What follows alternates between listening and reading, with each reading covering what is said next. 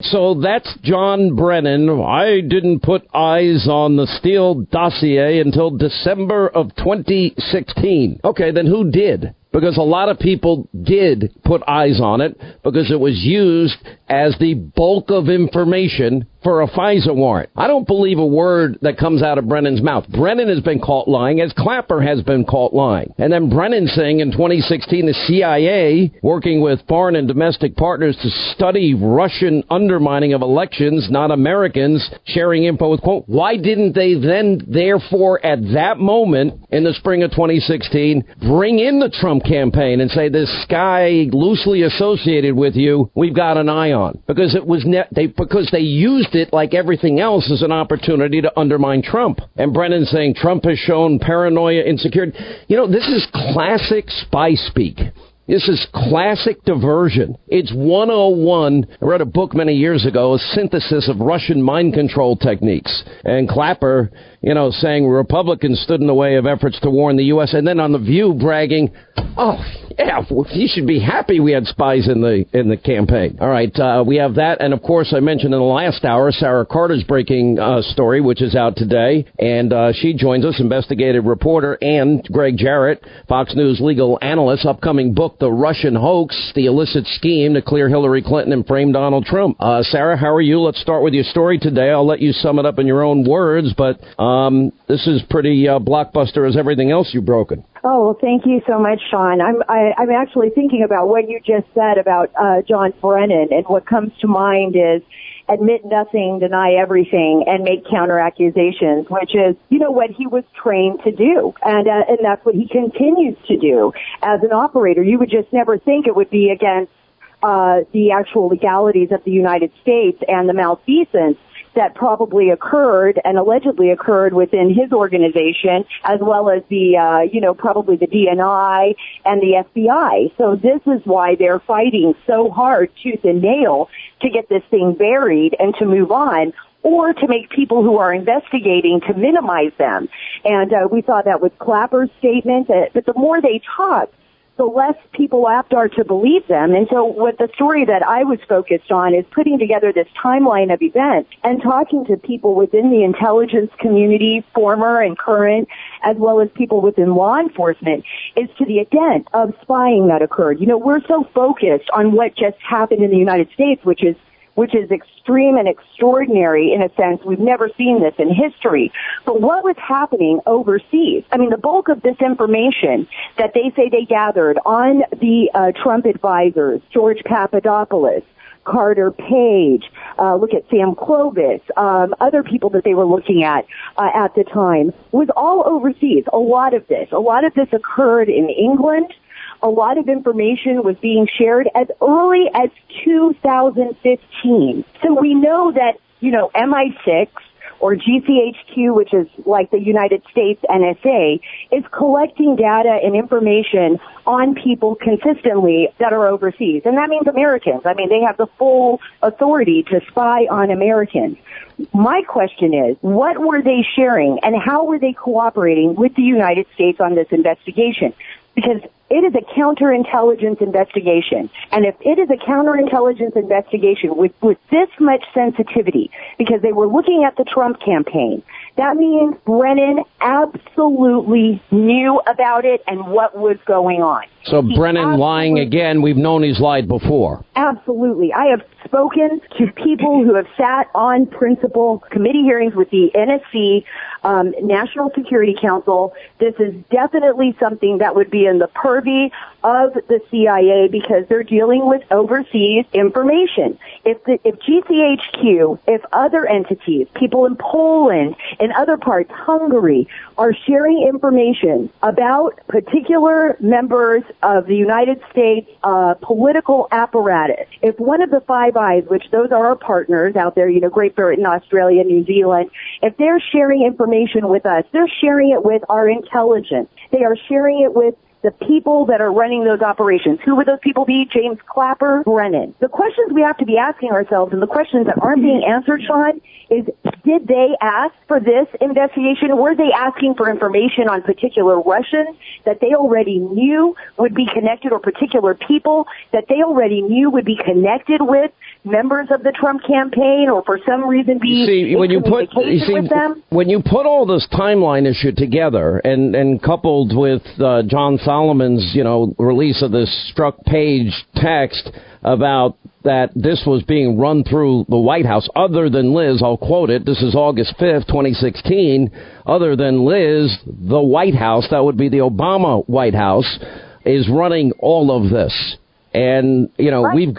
That to me is staggering, because you've got FBI, you got people in the highest ranks of the FBI, the attorney for Andrew McCabe, Peter Strzok, that is in the forefront of all of this. They're the ones, let me bring Greg Jarrett in, that would know. Oh, absolutely. And John Brennan has almost no credibility. I laugh every time I see him on the air now, because as he spews his hatred toward Donald Trump, he's simply exposing his own motivation for being the instigator of the Trump-Russia collusion hoax. A senior aide to the House Intelligence Committee, who deeply examined what Brennan did involving the dossier, said, and I'll quote, John Brennan did more than anyone to promulgate the dossier. He politicized and effectively weaponized what was false intelligence against Trump. That is backed up by a great many other people. Great challenge in a story like this that is so multifaceted, because there's so many different angles, the Clinton crimes, the Clinton exoneration, no investigation, rigged exoneration. Then, of course, you've got all of the FBI corruption, propping up one candidate, not another candidate, FISA abuse, lying to FISA court judges, the dossier being used as the bulk of application. So the challenge, at least from my point of view and our point of view, as a legal analyst, Greg, as an investigative reporter, Sara, me as a talk show host, which encompasses pretty much all the above to the extent that it's possible, is reminding people of this. And you brought it back up to me last week or the week before, and I've been saying it ever since. We had discussed it many months ago, and that the interrogatories in Great Britain, Christopher Steele himself said it was raw intelligence, maybe 50% chance of being true. Yeah, and he was forced to admit the truth under penalty of perjury, and his admission was, my dossier ain't worth the paper it's written on. It's sort of a 50-50, oh gee, it's only raw intelligence. Think about this. This is the guy who came up with a phony document that was used as the pretext by the FBI to investigate a presidential candidate that then morphed into an all-encompassing, special counsel probe that has dogged the President of the United States. And at its core, it was a piece of fiction. Mm-hmm. That is... At its core, it was disinformation, possibly spewed out by FSB agents working for the Russian government in order to sow chaos in the United States. It's really a frightening time for the country. It really is. All right, I'll tell you what, we're going to take a break. We have plenty of time today. We are going to keep Greg and Sara for the full hour, because there's so much breaking news on all of this. So we promise we'll get it all in. All right, as we continue, Sara Carter out with a breaking news column today, and John Solomon. We'll lay all of this out on Hannity tonight, but the great thing about radio is we have a little bit more time here. I want to go through this timeline issue and why this timeline is so imperative. Sara, you go into great detail here about the timeline. Yes. Well, I started in late 2015, because what we know now is that according to sources that I've spoken with, as well as it is being reported now in England, that it appears that the British, specifically GCHQ, which collects that raw intelligence, those communications, was already looking, apparently, at people connected to the campaign, or people who would be connected to the campaign. And this is really, really important, because we have to ask ourselves, who and how did this all begin? When they were collecting that intelligence, was that just on their own? Were they being asked by the U.S. to collect this intelligence? We also know that not only GCHQ, which was in England, was collecting intelligence, raw intelligence, but that other nations were collecting that intelligence. And it's not just Australia, Canada, and New Zealand, which are part of the Five Eyes, but it was other groups that were collecting the intelligence. The Guardian reported that Estonia was one of the countries collecting intelligence. Poland was collecting intelligence. And even Germany was collecting intelligence. And then all of a sudden, I had one of those light bulb moments. And I was thinking about this. They're collecting intelligence. We know that there's nothing private anymore, that everything you write, that every phone call you make, that everything you do can be collected by someone or something. It doesn't have to be the United States. It could be somebody overseas. But then what happens to that intelligence when it's part of an opposition party? So they collect intelligence, and what I mean is, here the Obama administration, very much behind, everybody's believing Hillary Clinton's going to win. We know what's happening at the time. They're trying to shut down this Hillary Clinton investigation. All of a sudden, they're gathering intelligence on the opposition, or they have access to this intelligence, which actually should be very well guarded and protected. And by the way, the CIA should in no way be involved in any kind of U.S. politics or U.S. investigations. Their purview is outside the United States, and that's by law. Yeah, all right, we'll stay there. I want to get Greg's take on the timeline when we get back. We'll take a break. We'll come back. We'll continue on the other side of this half hour. We may put a few calls up. We have Greg and Sarah on a lot, and if you have any calls, comments, questions, we'll try and squeeze in a couple of calls on this Friday edition Sean Hannity Show. Now that we made some money for our sponsors, let's go back to making the liberals crazy. The Handman is back on the radio right now. All right, 25 till the top of the hour on this Friday. We have North Korea news. We'll get to that. We have corrupt media, bias news, double standard in the media news. Of course, the absolute hatred and vile comments on the left seem to never have any repercussions. We'll get to all of that and much more. But first, we continue our study of Spygate, the deep state, and what is now the single biggest corruption, abuse of power scandal in American history. There's no ambiguity anymore. It's not an issue in question. It's an issue of how it's going to be resolved. We're expecting the IG report to come out sometime next week. We'll get to that in a second. As we were going to break, we continue with Sarah Carter, investigative reporter, Fox News contributor, Greg Jarrett, Fox News legal analyst, and his book is out in July. You can go to Hannity.com and get it now and pre-order it so you're the first to get it. It's called The Russian Hoax, the illicit scheme to clear Hillary Clinton and frame Donald Trump, which pretty much sums up exactly what this abuse of power is all about. And not only do they want to frame Donald Trump, they would like to remove him from office. Anyway, let's go to the important timeline. Both Sarah, John, and their breaking news articles today, Greg, and we've been putting it together, but now the interesting part is these new text messages released put it right up into the upper echelon of the Obama administration. It's now, to me, it's a question I've asked before, but I think now has the greatest amount of urgency and legitimacy, which is, what did they know and when did they know it? And I mean Obama, and I mean Valerie Jarrett, and I mean Samantha Powers, and Ben Rhodes, and Susan Rice, and a lot of others, and Clapper and Brennan. The sequence of events goes like this. Steele, the ex-MI6 British spy, and by the way, he's not really ex because you're never ex. He's still involved with British intelligence. He comes up with this fictitious dossier, June 20th, contacts immediately the FBI. They travel to London, meet with him. 3 weeks later, they open officially the Trump-Russia investigation. 5 days later, Peter Strzok, counterintelligence chief at the FBI, sends a text to his girlfriend, the White House is running this.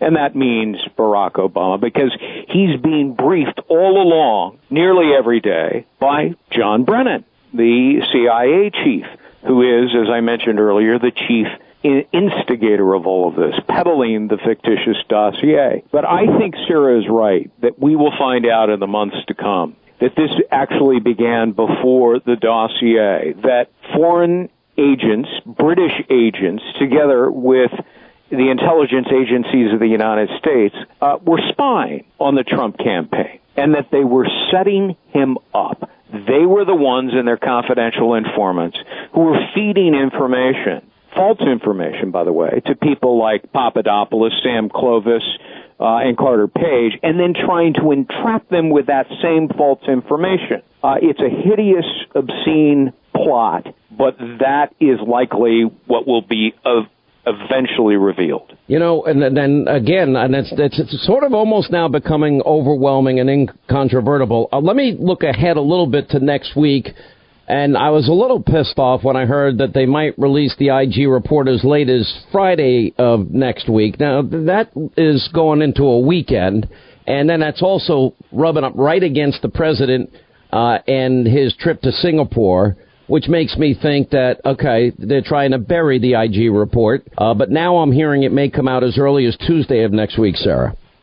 Yeah, we're hearing two different stories here. We know, and I heard I was contacting people about the IG report because it is very important. It's a 400-page. Remember, I had reported several weeks ago that it was a very long and thorough report. I mean, that's the most detail I was able to get on that IG report, other than what had already been reported out there about Uma Abedin and her emails. But now we're actually hearing that there is a hearing, that the hearing had been postponed from the 5th, which was next week, by the Senate Judiciary Committee, to the 11th. So the hearing has now been postponed with the Senate Judiciary, with Michael Horowitz, the Inspector General, to the 11th. So it seems more than likely that the IG report will not come out until at least the end of next week or right before that. Okay, before the end of next week, if you had to predict, because what I'm hearing is there's as many as 28 FBI agents and other people involved, investigators, that are willing, if they are in fact subpoenaed by Congress, they can't talk otherwise legally, but if Congress brings them in, and apparently Congress has now identified many of who these people are, and they're chomping at the bit to confirm, yeah, the fix was in, Hillary Clinton committed felonies, it was taken out of the hands of of special agents, boots on the ground, if you will, rank and file, if you will, and field offices around the country, and they took it and put it in a special category, and they are aghast at the handling of this by the upper echelon, and how we don't have equal justice under the law, and how if they did anything remotely close to what Comey, Clapper, McCabe, and the rest of them may be involved in, or Strzok and Page at least, then they know they would be fired, and they want to tell the truth. They absolutely do want to tell the truth. You know, for my book, I interviewed a half a dozen top former officials at the FBI. They all reached the same conclusion, that high-ranking officials at the Bureau put the fix in at the behest of the Obama administration, and they were aghast, and they're still angry to this day at the damage that James Comey, Loretta Lynch, and Barack Obama has done to the integrity and reputation of the FBI. They're absolutely convinced, all of them, that they fixed it for Hillary to be exonerated, and Can then you imagine on the heels of unfairly targeted Trump. And the IG report, the IG, you know, he doesn't have the ability himself to subpoena a grand jury. Now, we saw in the case of Andrew McCabe, the IG report comes out, and there's a criminal referral, and now apparently earlier this week, Comey is throwing McCabe down the stairs, and you've got now a circular firing squad emerging amongst the deep state actors, which is going to be interesting to watch. Go ahead. The problem with the IG is that he has no ability to force people who have left the government service to speak. People like Comey and McCabe and, you know, Baker and Rubicki and the whole gang, Lisa Page. He's got to rely on obtaining documents in public records and speaking to others who spoke to them.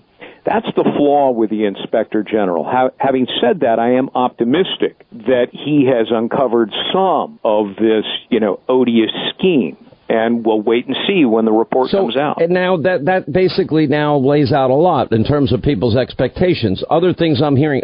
So let me go back to you, Sarah. Do you think it's Tuesday or do you think it's Thursday or Friday? I think it's going to be later in the week. I don't think they're going to release it that soon. I think there was a reason. So they literally are going to do a weekend dump of an IG report that has gone on nearly 18 months, and they're going to dump it on the eve of the president's trip to perhaps the biggest summit in his presidency with Kim Jong-un. That's what they're going to do? That's what I suspect. Now, the IG... Sounds like they want to bury it. Well, and that's exactly what I think they're hoping.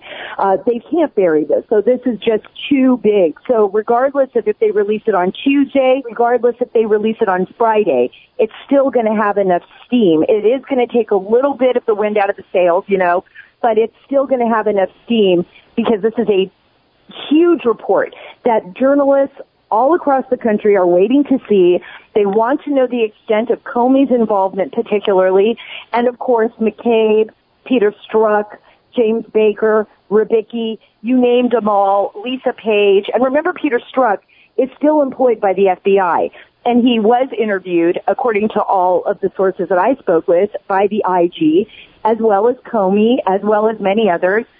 So there's going to be a lot of information in that report and a lot of questions that we hope will be answered with regard to the Hillary Clinton investigation.